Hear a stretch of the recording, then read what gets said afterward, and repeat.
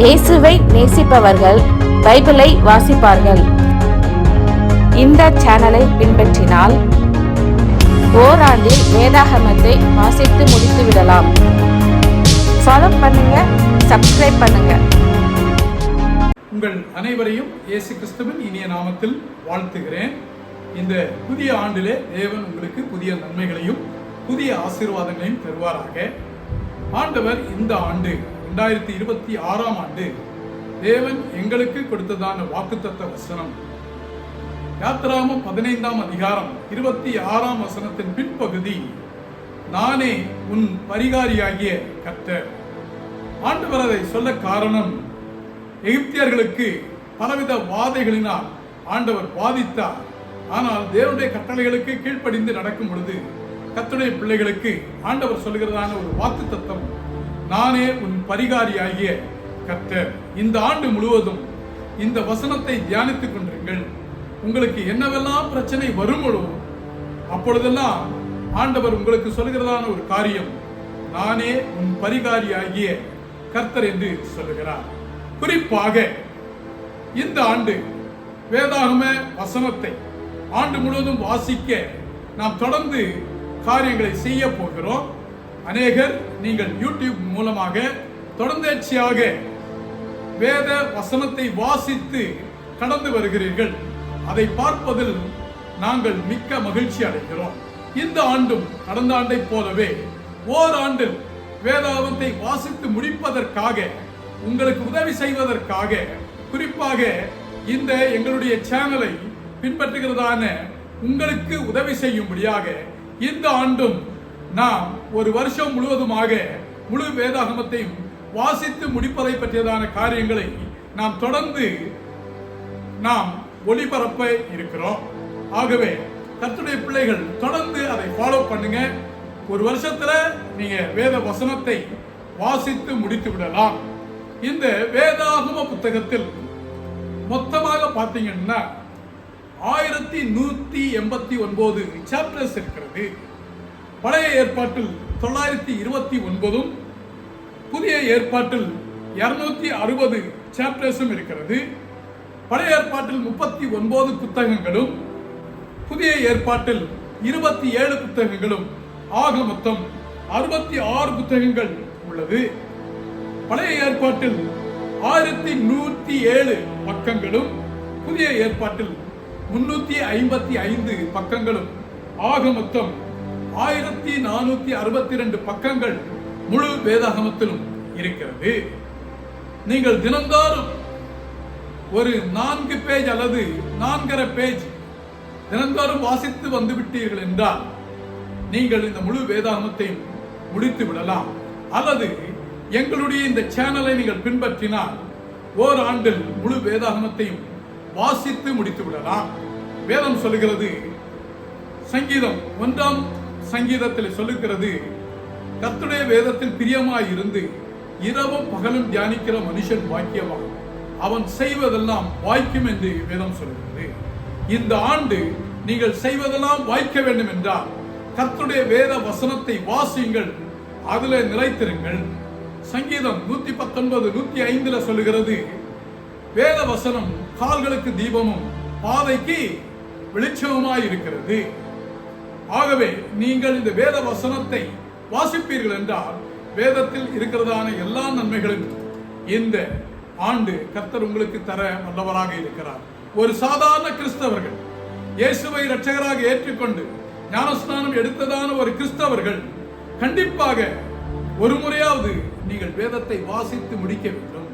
தினந்தோறும் 20 நிமிடம் அல்லது தினந்தோறும் ஒரு 4.5 பேஜ் நீங்க வாசித்து விட்டீர்கள் என்றால், வேதத்தோடு நேரத்தை செலவிடுவீர்கள் என்றால் நீங்கள் இந்த ஆண்டு வேதாகமத்தை வாசித்து முடித்து விடலாம்.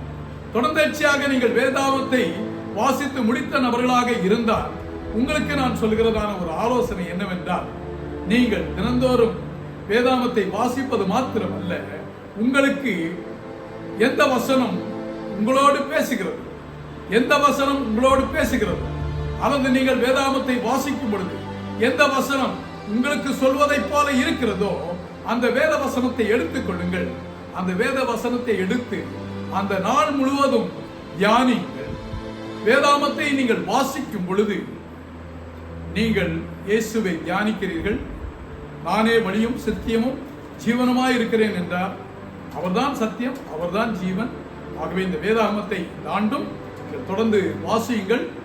நீங்கள் தொடர்ந்து எங்களுடைய சேனலை பின்பற்றி இந்த வேத வசனங்களை வாசிப்பதற்காக நான் ஆண்டவரை மகிமைப்படுத்துகிறேன்.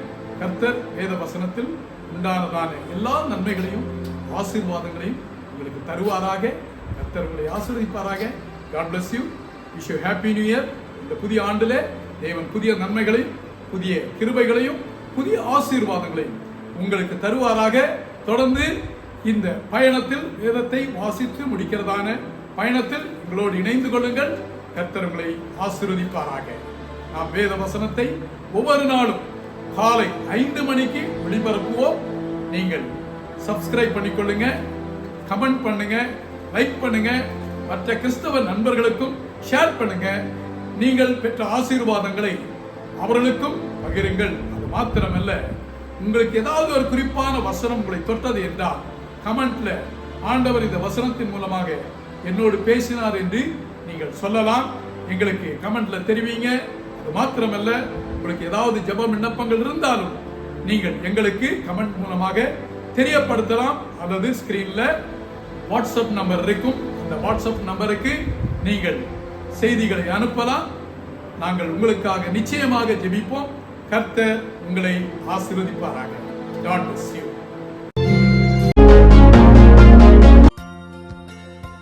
நம்முடைய கர்த்தரும் இரட்சகருமாகிய இயேசு கிறிஸ்துவின் புதிய ஏற்பாடு.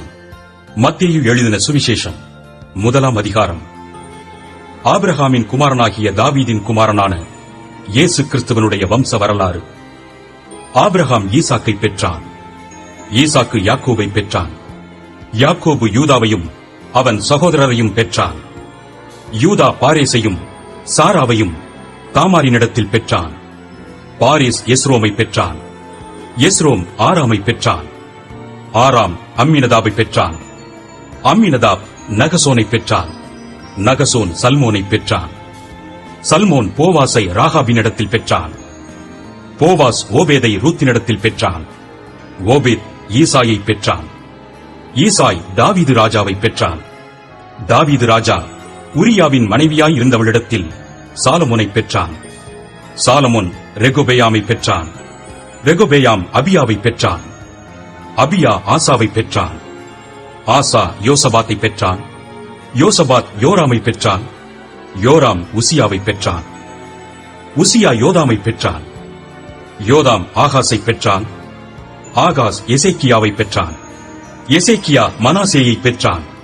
மனாசே ஆமோனை பெற்றான். ஆமோன் யோசியாவை பெற்றான். பாபிலோனுக்கு சிறைப்பட்டு போகும் காலத்தில் யோசியா எக்கோனியாவையும் அவனுடைய சகோதரரையும் பெற்றான். பாபிலோனுக்கு சிறைப்பட்டு போன பின்பு எக்கோனியா சலாத்தியேலை பெற்றான்.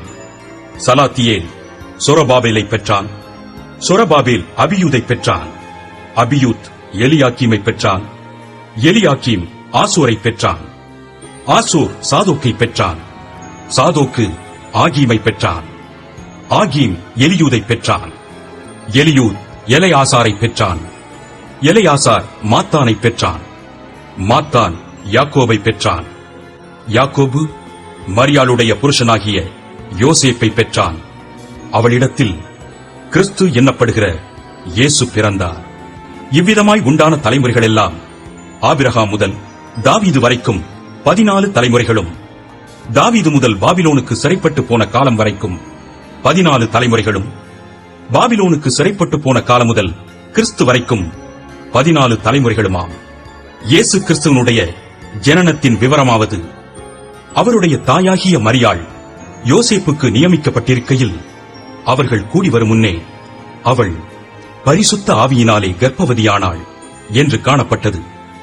அவள் புருஷனாகிய யோசேப்பு நீதிமானாயிருந்து அவளை அவமானப்படுத்த மனதில்லாமல் ரகசியமாய் அவளை தள்ளிவிட யோசனையாயிருந்தான்.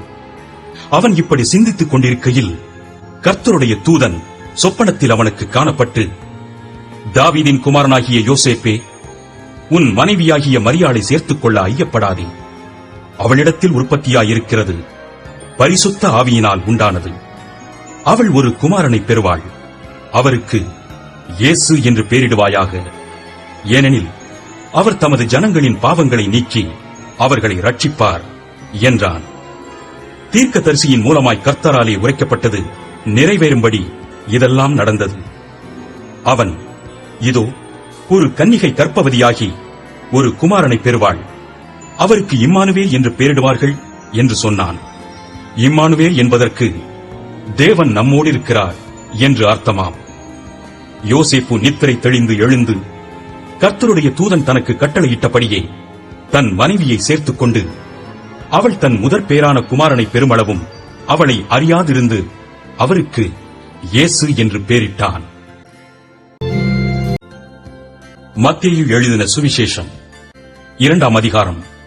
ஏரோது ராஜாவின் நாட்களில் யூதேயாவில் உள்ள பெத்லகேமிலே இயேசு பிறந்த பொழுது கிழக்கில் இருந்த சாஸ்திரிகள் எருசலேமுக்கு வந்து, யூதருக்கு ராஜாவாக பிறந்திருக்கிறவர் எங்கே? கிழக்கிலே அவருடைய நட்சத்திரத்தைக் கண்டு அவரை பணிந்து கொள்ள வந்தோம் என்றார்கள். ஏரோது ராஜா அதை கேட்ட பொழுது அவனும் அவனோடு கூட எருசலேம் நகரத்தார் அனைவரும் கலங்கினார்கள்.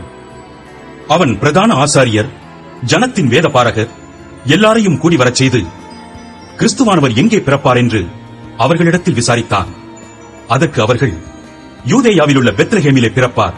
அதேனென்றால், யூதேயா தேசத்தில் உள்ள பெத்லகேமே, யூதாவின் பிரபுக்களில் நீ சிறியதல்ல. என் ஜனமாகிய இஸ்ரவேலை ஆளும் பிரபு உன்னிடத்திலிருந்து புறப்படுவார் என்று தீர்க்கதரிசியினால் எழுதப்பட்டிருக்கிறது என்றார்கள். அப்பொழுது ஏரோது சாஸ்திரிகளை ரகசியமாய் அழைத்து நட்சத்திரம் காணப்பட்ட காலத்தை குறித்து அவர்களிடத்தில் திட்டமாய் விசாரித்து, நீங்கள் போய் பிள்ளையை குறித்து திட்டமாய் விசாரியுங்கள்.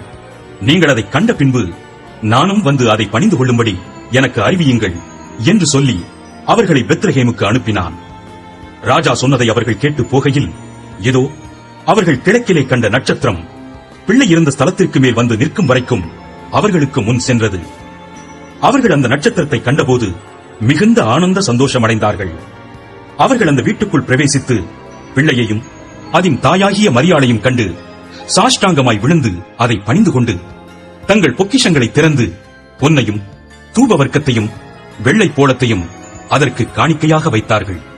பின்பு அவர்கள் ஏரோதின் இடத்திற்கு திரும்பி போக வேண்டாம் என்று சொப்பனத்தில் தேவனால் எச்சரிக்கப்பட்டு வேறு வழியாய் தங்கள் தேசத்திற்கு திரும்பி போனார்கள்.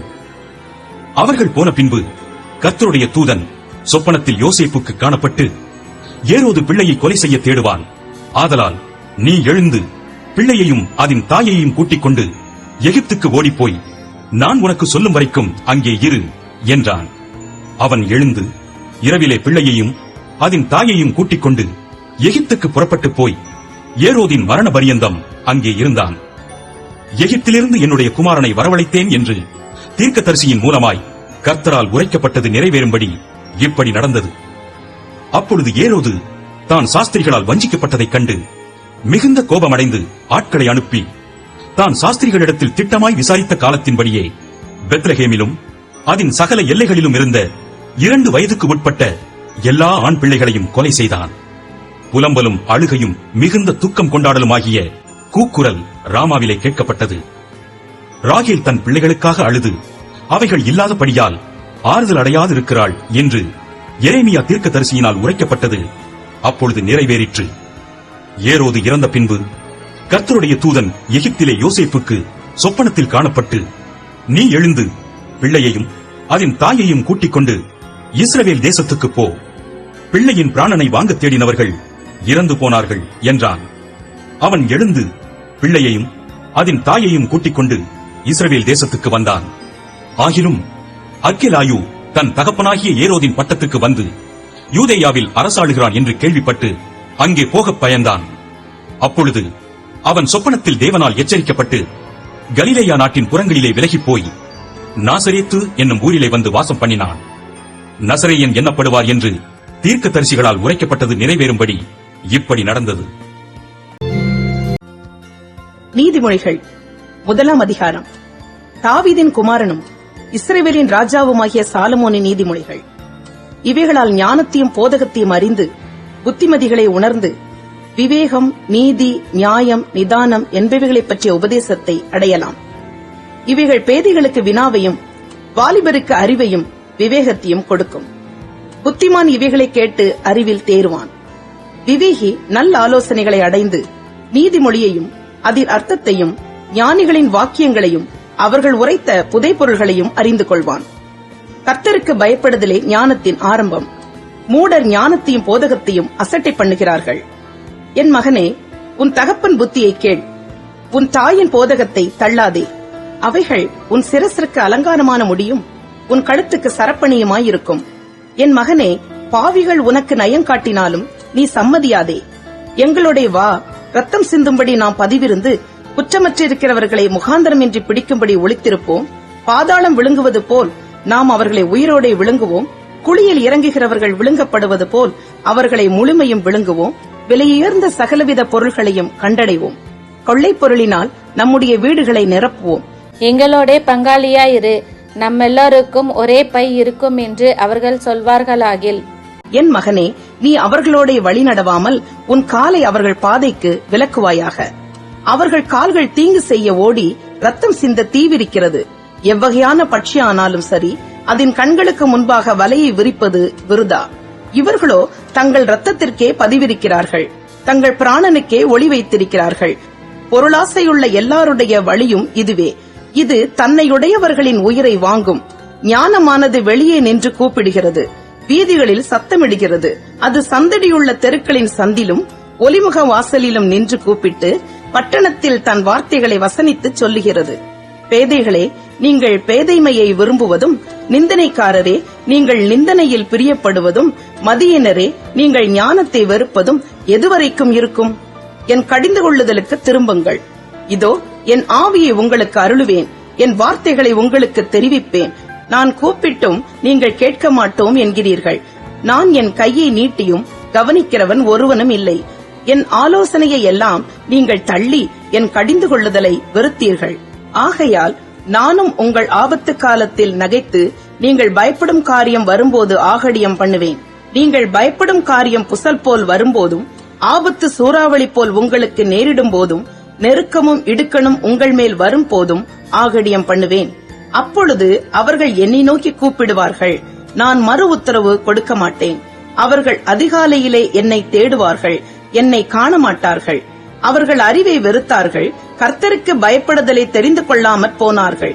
என் ஆலோசனையை அவர்கள் விரும்பவில்லை, என் கடிந்து கொள்ளுதலை எல்லாம் அசட்டை பண்ணினார்கள். ஆகையால் அவர்கள் தங்கள் வழியின் பலனை புசிப்பார்கள், தங்கள் யோசனைகளினால் திருப்தி அடைவார்கள். பேதைகளின் மாறுபாடு அவர்களை கொல்லும், மூடரின் நிர்விசாரம் அவர்களை அழிக்கும். எனக்கு செவி கொடுக்கிறவன் எவனோ அவன் விக்கினமின்றி வாசம் பண்ணி ஆபத்திற்கு பயப்படாமல் அமைதியாயிருப்பான்.